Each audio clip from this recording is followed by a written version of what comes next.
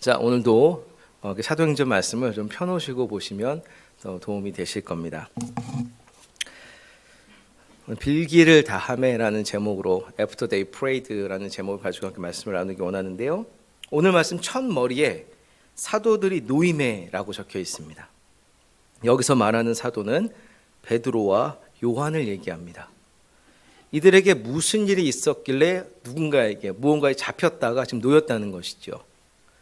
우리가 좀 사도행전의 말씀을 알아야 필요가 있겠죠.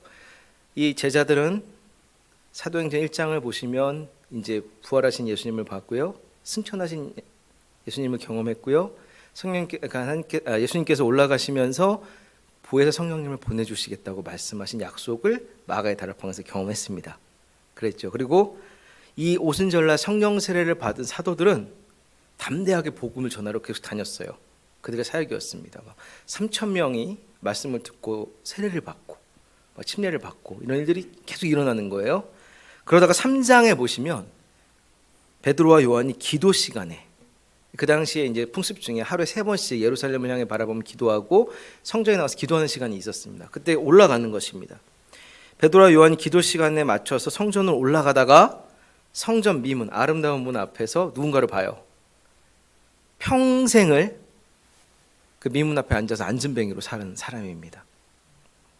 그런데 이 선천성 안진뱅이를 예수 그리스도의 이름으로 일으킵니다. 그래서 뭐라고 하냐면, 내가 금과 은은 줄 수 없지만 성령으로 너에게 주노라, 일어나라. 그래서 일어납니다. 할렐루야.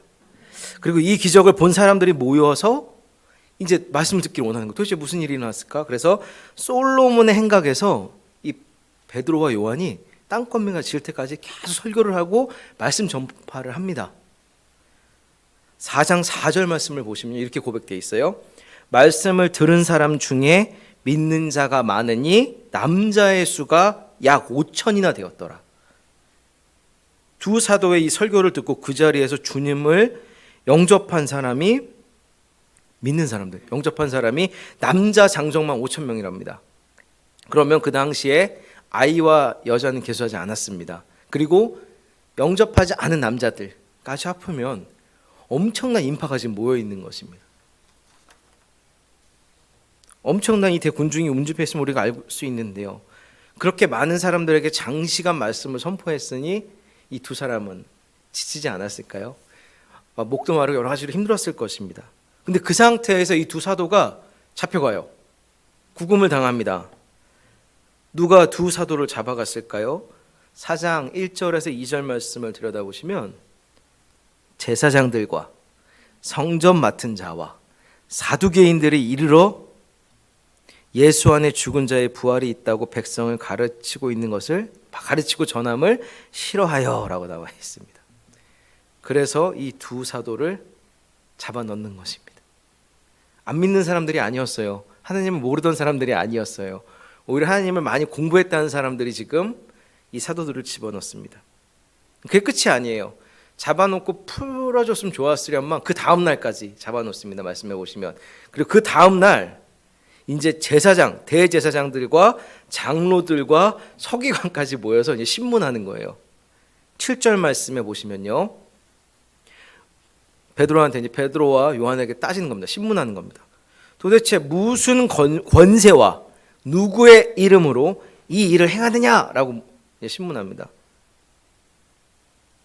근데 베드로가 성령이 충만하여 예수 그리스도를 증거합니다. 10절 말씀 보십시오.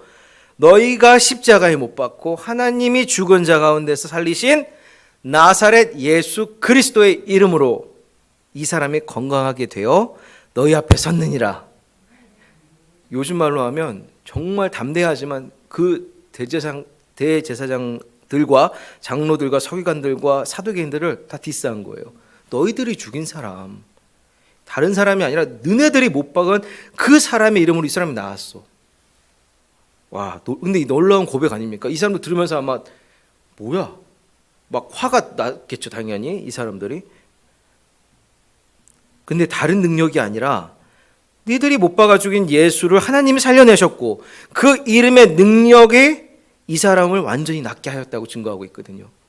내가 한 게 아니다라는 걸 고백하고 있는 겁니다. 나를 통한 하나님의 능력이 이렇게 드러난 것이다.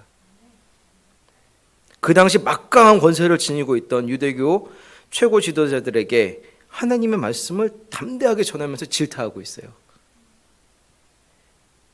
이런 말을 들은 유대교 지도자들은 아마 분노가 차오르겠지. 저거 어떻게 해야 되는데, 어떻게라도 해결해야 되는데. 근데 어떡합니까? 못합니다. 왜요? 벌써 증인들이 너무 많아요. 아까 말씀드린 대로 믿는 사람만 5천 명. 이 5천 명 다 봤어요.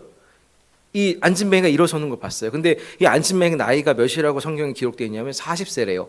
그 당시 40세면 사실 할아버지, 그러니까 하늘나라 가실 나이입니다. 예. 근데 그 40세까지 앉아있던 사람이 일어났으니 사람들이 그 사람을 알았을 거 아닙니까? 행각에 그 미문에 항상 앉아서 구걸했으니까 사람들 봤었을 거예요. 근데 그 사람이 일어난 걸 지금 사람들이 다 봤어요. 그러니까 어떻게 할 수가 없는 거야. 정말 화는 나지만 이 베드로와 요한을 어떻게 할 수가 없다. 그러니까 뭐라고 얘기하냐면, 야, 너네 지금 나가면 풀어줄 건데 예수의 이름으로 말하지도 말고 가르치지도 마 라고 협박합니다. 근데 더 멋있는 건 베드로와 요한이 오늘 읽은 앞에 보시면 19장 20절 말씀이에요. 하나님 앞에서 너희의 말을 듣는 것이 하나님의 말씀을 듣는 것보다 옳은가 판단하라. 와, 우리가 보고 들은 것을 말하지 않을 수 없다. 저는 이 용기와 이 담대함이 어디서 왔을까요? 네, 성령님, 이들은 기도하는 사람들이었기 때문입니다. 기도했기 때문에 마가의 다락방에서 모여서 기도했기 때문에 성령님을 체험했고, 삶 속에서 기도 시간에 성전에 올라서 기도하려고 했기 때문에 성령님이 어떻게 운행하시는지를 알았기 때문에 그 기도를 통하여서 성령님이 일하신 것입니다. 어쩔 수 없이 그래서 유대교 지도자들이 이 두 사람을 풀어줘요. 근데 풀어줬는데, 자, 한번 생각을 해봅시다. 인간적으로 생각해 보면요, 이제 너무 피곤해요. 하룻밤을 꼴딱, 지금 사실 감옥에 있었던 거거든요. 그리고 저들이 나를 어떻게 할지 모르는 상황입니다. 두려울 수도 있을 것 같아요, 인간적으로는. 그런데 다른 데 가서 쉬거나 뭐 한 게 아니라 동료들을 찾아갑니다. 보시면 그 동료에게 가서 제사장들과 장로들의 말을 다 알리니라고 되어 있거든요. 그 동료들은 누굽니까? 다른 사도들과 그 초대 교인들입니다. 그리고 두 사도는 그들에게 자신들이 겪었던 일을 다 알려줍니다.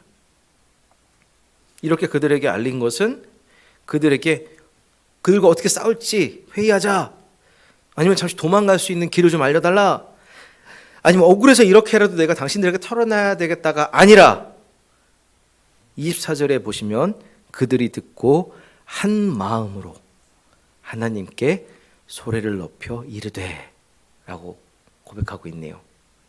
자, 무엇입니까? 위기 상황입니다. 어렵습니다. 그러니까 기도합시다. 할렐루야. 베드로와 요한이 그렇게 힘든 가운데도 동료들에게 찾아가 자신들이 겪은 일을 알린 이유는 동료들과 함께 하나님께 소리를 높여 기도드리기 위함이었습니다.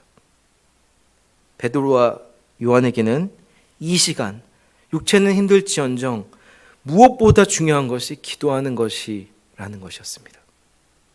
왜냐하면 기도를 통해 대주제이신 하나님께서 자신들과 함께 계심을 확인하는 이상 이 세상에서 그 누구도 그 무엇도 두려울 것이 없다는 것을 알았기 때문입니다.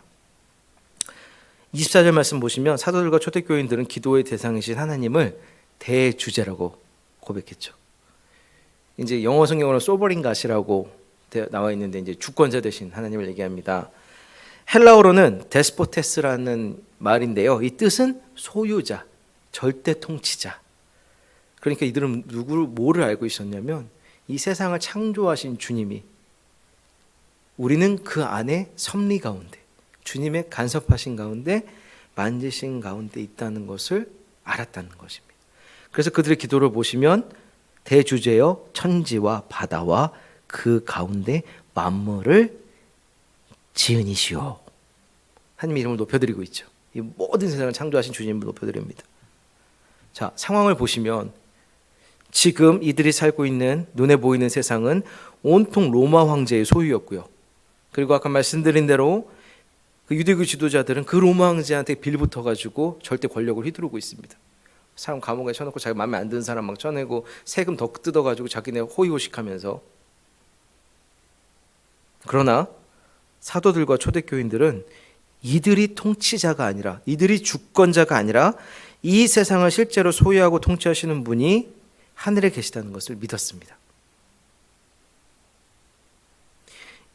그래서 이들이 어떻게 고백하냐면요, 25절 26절 말씀 보시면 말씀이 약간 안으로 들어가 있죠. 자, 그러면서 25절에 보시면 주의 종 우리 조상 다윗의 입을 통하여 성령으로 말씀하시기를 이라고 나와 있습니다. 이게 뭐냐면요, 이 당시보다 다윗의 시대는 약 1000년 전입니다. 근데 1000년 전에 다윗이 쓴 거예요. 이게 시편 2편입니다. 시편 2편 말씀인데요. 어찌하여 열방이 분노하며 족속들이 허사를 경영하였는고 세상의 군왕들이 나서며 관리들이 함께 모여 주와 그의 그리스도를 대적하도다. 벌써 하나님께서 계시하고 계신 거예요. 놀랍지 않습니까? 다윗은 그리스도를 만나지도 않았어요. 근데 그와 그의 그리스도를 대적하는도다 이로소이다. 그리고 여기서 말하고 있는 주는 당연히 하나님이죠. 열방은 이방 국가입니다. 여기서 말하는 족속은 당연히 유대교 사람들이겠죠. 군왕들은 로마 황제 및 그 주변 국가들을 얘기하고 있습니다. 그 당시 다윗의 시대에도요, 이스라엘은 작은 나라였어요. 아직은 굳건하게 싸우면서 많이 이겼지만 실제로 보면 밑으로는 이집트, 애굽이 엄청 강대한 나라로 있고요, 메소포타미아 지역에 바벨론과 아시리아라는 큰 나라들이 다 다스리고 있었습니다. 거기에 이스라엘이라는 나라가 이제 조그맣게 생긴 거예요. 그러니까 맨날 당하잖아요. 그럼에도 불구하고 다윗도 알았다는 것이죠. 하나님의 통치하심을, 하나님의 주권자이심을 알았기 때문에 그래 나아갔다는 것입니다. 근데 이 말씀이 여기 왜 적혀 있느냐? 이렇게 하나님께서 계시하시고 이루시고 섭리하신 일들이, 말씀하셨던 일이 지금 이루어지고 있다는 것입니다. 지금 그 관리들, 유대교 지도자들, 왕들이 우리를 핍박하고 있습니다. 현재. 그러니까 이거를 벌써 알려주신 그 주님께 놀라움을 찬양하고 있는 거예요. 이렇게 다 알고 계셨던 하나님께 감사와 찬양 올려드립니다. 그러니까 그걸 27절에 고백하고 있잖아요. 헤롯과 본데빌라 등 이방인과 이스라엘 백성과 합사하여 하나님께서 기름 부으신 거룩한 종 예수를 거슬러. 예정하신 일이 이제 이루어진 것들 봤잖아요. 그리스도가 십자가에 못 박힌 것을. 하지만 오순절 사건으로 인해서 보혜사 성령님을 체험한 이들에게는 이제 이런 것들이 두렵지 않은 거예요. 이렇게 하나님께서 섭리가 있으시고 계시하시고 이끌어 주신 주님이 계시기 때문에 이제는 그것이 두렵지 않다는 것입니다. 우리도 이러한 성령님의 체험이 있기를 소원합니다. 성령이 임하시면 성경의 말씀을 깨닫게 되지요. 터치함이 있기 때문에 예수 그리스도를 증거하는 것임을 알게 되는 것이 진짜 성령이 임한 사람이라는 것입니다. 그래서 요한복음 14장 26절에 보시면 보혜사 곧 아버지께서 내 이름으로 보내실 성령, 그가 너희에게 모든 것을 가르치고 내가 저희에게 말한 모든 것을 생각나게 하리라. 보혜사 성령이 예수님의 이름으로 우리에게 찾아오신다는 것입니다. 성령님께서 모든 것을 가르치시고 예수님의 말씀을 생각나게 한다는 것입니다. 그러므로 성령님이 임한 이 사도들에게는 지금 초대교회에 일어나는 이 모든 일들이 하나님의 섭리 안에서 말씀대로 이루어지고 있는 것을 느꼈다는 것입니다. 성령님이 임하기 전에는 어땠습니까? 예수를 따라다닐 시절에 이 제자들은 어땠습니까? 우리 기억하기로는 이들은 아직 하나님을, 예수님을 제대로 알지 못했어요. 이 예수님이 실제로 우리의 왕이 되어주시면 우리는 한 자리 해야 돼. 그러니까 세상이 두려운 거죠. 어떻게 하면 전전긍긍하고 어떻게 하면 우리가 살아볼까? 예수님이 그렇게 나 그것 때문에 온 거 아니야, 그것 때문에 온 거 아니야 라고 얘기를 해도 소용없어요. 어떻게 됩니까? 세상이 두려우니까 도망가잖아요. 예수님 잡히시니까 다 도망갔어요. 그런데 이들이 회개하고 기도하고 부활 승천 약속하신 성령님이 오신 것을 경험하니까 하나님의 뜻대로 이루어져 가고 있구나. 그럼 나는 어디에 내 발걸음을 두고 내 손을 어디에 잡아야 될까? 그것은 하나님이다 라는 것을 알았다는 것입니다. 예수님의 이름을 증거하는 것으로 인해 핍박이 오고 심지어 죽음이 올지라도 그런 것이 이제 겁나지 않았다는 것입니다. 그래서 제자들 대부분 순교를 하게 되죠. 그래도 슬퍼하지 않았어요. 우리 나중에 또 말씀 볼 일이 있겠지만 스데반 집사님 어땠습니까? 돌 맞아 죽는데 영광이 드러났다 그랬어요. 그렇기 때문에 기도를 안 할 수가 없는 것입니다. 기도를 멈출 수가 없는 것입니다. 이 모습이 우리가 믿음 있는 자들의 모습인 줄 믿습니다. 이렇게 기도함으로 하나님의 뜻, 성령님의 뜻을 알게 되면 우리 삶의 태도가 또한 변하게 됩니다. 지난주에 제가 1900년대 초에 평양과 그 근방에서 일어났던 부흥운동에 대해서 간단하게 좀 설명을 좀 드렸었습니다. 한국교회 초기에는요, 정말 놀랄만한 일들이 많이 있었거든요. 우리 한국에 말씀이 어떻게 전파되시는지 혹시 조금 아십니까, 여러분들? 많은 나라들은 선교사들이 들어갑니다. 우리나라는요, 천주교의 신부님이나 기독교 선교사가 들어오기 전에 책이 들어왔습니다. 중국을 통해서 천주실의라는 책이 들어왔습니다. 사실 제가 알고 있는 상식에서 이 천주실이라는 것은 하늘천, 주인주, 그다음에 실, 그게 아마 내실입니다. 안에서 의논하자. 그러니까 무슨 얘기냐면 너네들이 믿는 신들과 우리 하나님에 대해서 토론해보자. 하나님을 증거하는 책이에요. 그거를 이제 중국에서 마테오 리치 선교사님인가 그분들이 해가지고 다른 종교 지도자들과 함께 예를 나누는 걸 써놓은 거예요. 그렇게 알고 있습니다. 근데 그 말이 한국으로 이제 전달이 됐고 그러다 보니까 한국에서 선교사가 오지도 않았는데 이 글만 보고 믿음이 생긴 거예요. 그 조선시대에 엄청난 핍박을 당합니다. 죽기까지. 천주쟁이들이라고 불리면서 핍박을 당합니다. 그럼에도 이제 순교하면서 또 나아갑니다. 유교가 판치고 있는 한국 세상에서 그런 일들이 이루어졌다는 게 놀랍지 않습니까?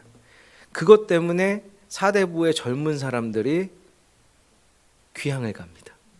정약용도 그랬고요. 정약용의 형 정약전도 그랬고요. 많은 실학자들도 그랬습니다.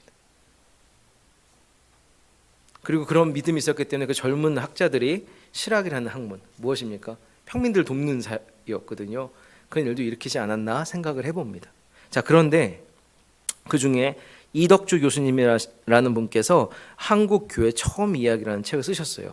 이런 이야기가 있습니다.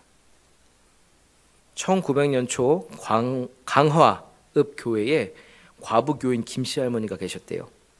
자식도 없고 혼자 된 할머니셨지만 좀 부유하셨나 봐요. 그리고 이제 과부니까 남편이 없었겠죠. 남편이 재산을 꽤 많이 주셨어요. 그리고 아시겠지만 그 당시에는 종이 많았잖아요. 그러니까 노비. 그럼 섬기는 사람도 있지 않습니까? 누구야 부르면 오잖아요. 근데 이분에게도 이제 여종이 있었다고 합니다. 여종이라고 이제 여종이 있었다고 합니다. 이름이 복섬이래요. 그래서 복섬아 그러면 와가지고 이제 수발되는 것이죠. 근데 이분이 하나님을 늦게 알았어요. 80이 넘어서 주님을 영접하셨습니다. 김씨 할머니가. 그리고 교회에 나가시면서 한글을 깨우치셨대요.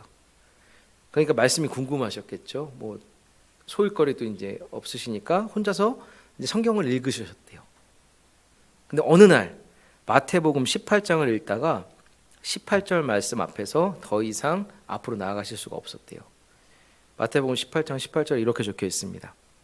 진실로 너희에게 이르노니 무엇이든지 너희가 땅에서 매이면 하늘에서도 매일 것이요 무엇이든지 땅에서 풀면 하늘에서도 풀리리라 라고 적혀 있습니다. 성령님이 김씨 할머니에게 이 말씀이 강하게 임하신 거예요. 그래서 김씨 할머니가 이 말씀을 주님께서 자신에게 주시는 명령으로 받아들이십니다. 즉 하나님께서 당신의 형상을 쫓아 창조하신 복섬이라는 여종을 자기 몸종으로 부리는 것이 자신이 땅에서 매지 말아야 할 것, 잘못된 것이라고 이해가 되신 거예요. 똑같은 사람인데. 그래서 이분이 그 다음 주일에 예배당에서 예배를 드린 후에 전도사님과 교인들을 집으로 초청합니다. 그리고 그 여종 복섬이를 방 안으로 들입니다. 그리고 좌중을 향해 얘기합니다. 성경 말씀을 보니 우리 주인은 하늘에 계시고 우리는 다 같은 형제 자매라.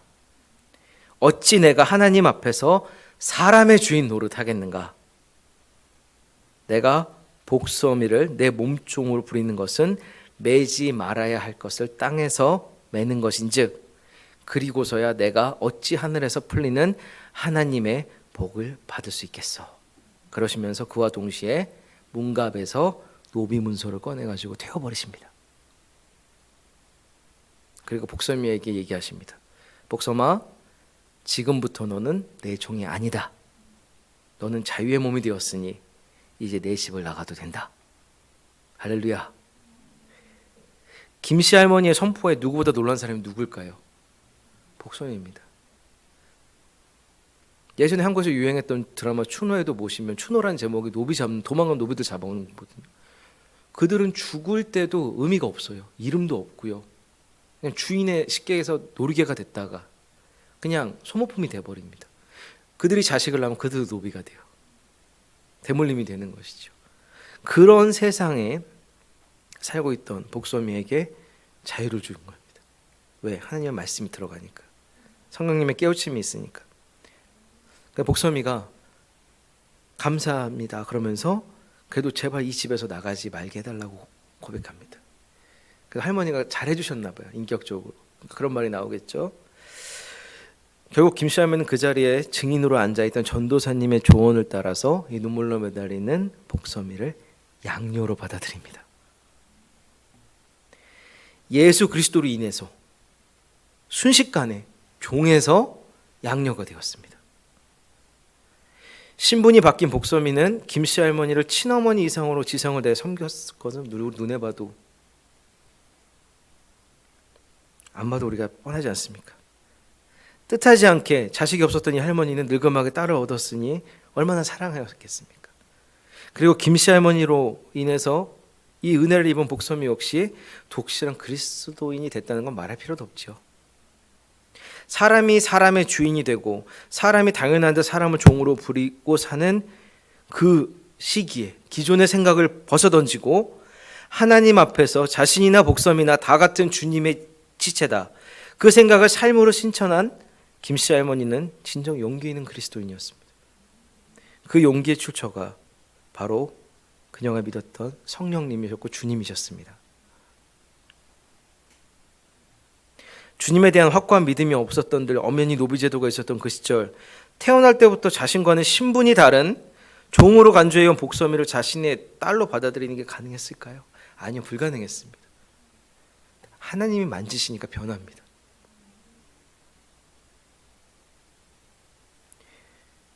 그리고 김씨 할머니의 용기의 출처였던 주님께서는 오늘 이 베드로와 요한 사도에게 우리가 본받아야 할 신앙의 표상으로 또 그녀를 세워주셨으면 두말할 나위 없습니다. 지금부터 100여 년 전 한국 초대교회 교인들은 이처럼 사는 대로 생각하는 것이 아니라 주님 안에서 생각하는 대로 살아가는, 아멘. 그냥 살아가니까 살아가는 대로 그 당시의 관습과 유교적인 생각으로 살아가는 것이 아니라 그냥 살아가는 것이 아니라 기도하면서 주님께서 주신 생각으로 삶을 살아갔다는 것입니다. 용기 있는 그리스도인이었다는 것입니다. 우리에게도 이런 믿음이 성령님의 터치하심으로 우리의 삶에 녹아나기를 축원드립니다. 기도를 통해 성령의 붙들림 받은 사람들의 삶은 이렇게 달랐습니다. 오늘 사도들의 모습은 성령의 능력으로 가득 차 있죠. 그래서 그들의 기도는 단순히 자신들의 개인적인 필요나 소원을 충족시키기 위한 내용으로 이루어지지 않았습니다. 그들의 기도는 자신들의 삶 속에서 자신들과 함께 계시는 하나님에 대한 신뢰이자 그 하나님에 대한 완전한 자기 의탁이었습니다. 그래서 그들은 그 위급한 상황에서도 자신들을 위한 기도보다 주님께로부터 부여받은 사도의 직무를 감당할 수 있기 위해서 기도했습니다. 충분히 그 어려울 때 하나님 피하게 해주십시오. 하나님 여기서 어떻게 하면 될지 지혜를 주셔서 제발 부딪히지 않게 해주십시오. 이렇게 기도할 수도 있고, 아니면 제발 나 죽지 않게 해주십시오. 붙잡히지 않게 해주십시오. 기도할 수도 있습니다. 근데 그게 아니었다는 것입니다. 주님께서 부여하신 사명과 책임에 충실하게 임하면 하나님께서 하나님의 방법으로 책임져 주실 것을 믿었다는 것입니다. 그래서 오늘 말씀 보시면요, 한 번 더 보겠습니다. 28절 말씀, 29절 말씀입니다. 뭐라고 기도하는지 제가 여기 세 가지로 나오는데요. 주여, 이제도 그들의 위협함을 굽어 보시옵고, 또 종들로 하여금 담대히 하나님의 말씀을 전하게 하여 주시오며, 30절입니다. 손을 내밀어 병을 낫게 하시옵고, 표적과 기사가 거룩한 종 예수의 이름으로 이루어지게 하옵소서. 저도 되게 도전을 받습니다. 저도 이제 사도라고 하긴 그렇지만 하나님의 말씀을 전하는 사람으로, 목사로 서 있는데 좀 저희들은 담대함 좀 주시고, 힘들 때 포기하지 않게 하시고, 하나님 좀 붙들게 해주십시오 라는 기도가 나올 수밖에 없습니다. 지금 방금 감옥에서 나왔는데 어떻게 이런 기도가 나올까요? 그럼 하나님께 부탁드리는 게 뭐냐면, 하나님, 저들이 우리를 치려고 할 때 위협함이 있는데 우리가 사역을 잘할 수 있게 보살펴 주십시오. 내 안위가 아니라 우리가 주님께서 주신 그 사명을 감당할 수 있게 보호해 주세요. 구별 살펴봐 주십시오. 두 번째 뭡니까? 담대함을 주십시오. 용기를 주십시오. 담대하게 주님의 말씀을 선포하게 도와주십시오. 와우. 세 번째, 기적이 일어나게 하여 주십시오. 우리를 통하여서 주님의 이름으로, 예수의 이름으로 표적과 기사가 거룩한 종 예수의 이름으로 이루어지게 하여 주시옵소서. 아멘. 그러니 주님의 은혜가 임하지 않겠습니까? 이렇게 기도하고 마음을 모았더니 31절 말씀입니다. 빌개를 다함에 모인 곳이 진동하더니 무리가 다 성령이 충만하여, 하나님의 말씀을 전하니라. 성령이 충만하였다고 합니다. 그래서 하나님의 말씀을 담대히 전했다고 합니다. 여기서 우리가 알아야 할 것은요, 이들이 기도했다고, 성령 충만되었다고 이들을 둘러싸고 있는 어려움과 핍박과 위협과 이 상황이 사라진 것이 아니라는 것입니다. 아무것도 바뀐 게 없어요. 주변은 기도하기 전이나 기도한 후나 그들이 처한 상황은 변하지 않았습니다. 그러나 그들이 온 세상을 통치하고 다스리시는 하나님께 기도하는 그 시간, 그리고 이들이 기도하는 한 사도들을 둘러싸고 있는 그 어려운 상황은 사도들로 하여금 하나님과 더욱 가까워짐으로 깊은 교제로 나아갈 수 있는 오히려 은혜였다는 것입니다. 고난이, 핍박이 은혜가 될 줄 믿습니다. 그 어려운 시기에 우리가 주님을 붙들었을 때 주님이 임하시는 은혜가 넘칠 줄 믿습니다. 그 주님을 포기하지 않으시기 바랍니다. 기도를 통하여 온 천지의 대주제이신 하나님께 기도했을 때 하나님께서 우리들과 함께 하시고 그것을 확인하고 기도를 통하여 하나님께 자신들의 삶을 온전히 맡긴 삶 속에 정말 그 은혜가, 능력이 넘치지 않았겠습니까? 바로 그것이 넘쳐 흘렀다는 것입니다. 성령이 충만합니다. 그래서 오늘 말씀 뒤에 보시면 또 뭐가 나오냐면 다시 한번 이들이 필요를 나눕니다. 오늘 읽지는 않았지만 신자들의 물건을 통용했다는 것입니다. 이 32절 말씀 보시면 믿는 무리가 한 마음과 한 뜻이 되어 모든 물건을 서로 통용하고 자기 재물을 조금이라도 자기 것으로 하는 이가 하나도 없더라. 정말 이 어려운 시기에 언제 잡혀갈지도 모르고 어떻게 될지도 모르는 시기에 모이자, 합심하자, 기도하자. 내가 좀 재산이 있어. 너 힘드니 괜찮아. 와. 내 것을 자랑하는 것이 아니라 함께 가자. 그래서 그 뒤에 보시면 36절에 보시면 구브로에서 난 레이족 사람이 있으니 이름은 요셉이라 사도들이 일컬어 바나바라 하는 이가 그가 밭이 있으며 팔아 그 값을 가지고 사도들의 발 앞에 두니라. 자랑하려고 둔 게 아니라 필요하니까 괜찮아. 내 거 갖다 씁시다. 우리에게 이런 믿음의 행동이 있기를 소원합니다. 꼭 재물을 내어놓어서가 아니라 합심하여서 성도의 필요를 알고 어려움을 알고 중보기도 하고 그들이 만약 물질로 어려움을 겪고 있다면 가능하다면 내가 여유가 된다면 그냥 주고 섬기고 그러면 하늘의 복이 여러분들의 삶에 임하실 줄 믿습니다. 우리에게 임하실 줄 믿습니다. 그렇게 되니까 정말 기도한 대로 성령이 충만하여 담대히 하나님의 말씀을 전하게 되었습니다. 입으로도 전하고 그 전하는 말씀이 방금 읽은 것처럼 그들의 삶을 통하여서 증명되었습니다. 그러니 이들을 바라보는 사람들이 신기하지 않았을까요? 저들은 뭔데? 예수 그리스도가 누군데 저렇게까지 하지? 그러니까 전도가 될 수밖에 없죠. 나도 저렇게 살아보고 싶은데 우리가 살아오는 삶하고 뭔가가 다른데?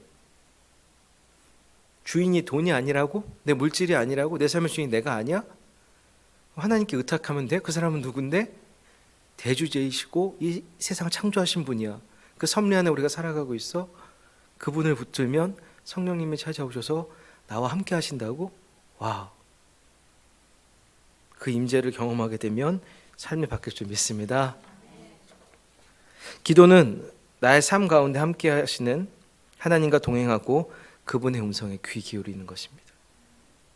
그래서 기도라고 다 같은 기도는 사실 아니죠. 우리가 어린아이 같은 기도도 있을 수 있습니다. 하나님 이거 주시고 저거 주시고 뭐 주시고 축복해 주시고, 나쁜 기도는 아닙니다. 근데 성숙한 기도로 나아갈수록 어떻게 되죠? 주님 맡겨드립니다. 인도하여 주십시오. 우리 그 예수님도 우리가 너무나 잘 알지만 끝까지 제발 이 잔을 좀 치워줄 수 있으면 치워주십시오 라고 고백했다가 정말 눈물이 피가 들 때까지 기도하셨다가도 마지막 가서는 결국에는 순종하심으로 주님 뜻대로. 그래서 우리는 정말 우리의 생각은, 우리는 많이 알고 있다고 생각하지만 우리 생각이 유한합니다. 제한되어 있습니다. 우리가 공부를 아무리 많이 해도요, 또 새로운 것이 얼마나 많은데요. 다 배울 수 없잖아요. 우리의 생각은 리미티드합니다. 제한되어 있습니다. 근데 그 생각을, 그래서 그걸 인정하고 내려놓고 내 삶의 주관자이신 하나님의 말씀에 순종하는 결단도 필요하다는 것입니다. 우리가 기도하고 주님의 음성을 들으러 나아갈 때 주님께서는 또한 거룩한 부담감을 주실 때가 있습니다. 솔직히 나는 하기 싫어요, 하나님. 이 봉사 아니면은 이것을 나는 하고 싶지 않아요. 이럴 때 우리는 어떻게 반응해야 되냐면 주님을 신뢰함으로, 순종함으로, 주님 나는 할 수 없지만 모든 것을 통찰하시고 아시고 운행하신 주님께서 해주실 줄 믿고 순종합니다. 주님 말씀하신 대로 행하겠습니다 라는 그 믿음이 있기를 소원합니다. 우리가 주님만 붙들고 나아갈 때 세상의 그 어떤 힘보다 주님을 사모하고 부르짖고 도움을 구할 때 우리를 자녀 삼아 주신 주님이 함께 해주시고 주님의 방법으로 해결해 주실 줄 믿습니다. 그분께서 주신 현재의 상황이 우리의 계획이나 예상과 어긋난다고 도망가면 안 되겠죠. 그러기에 부딪혀 봐야 됩니다.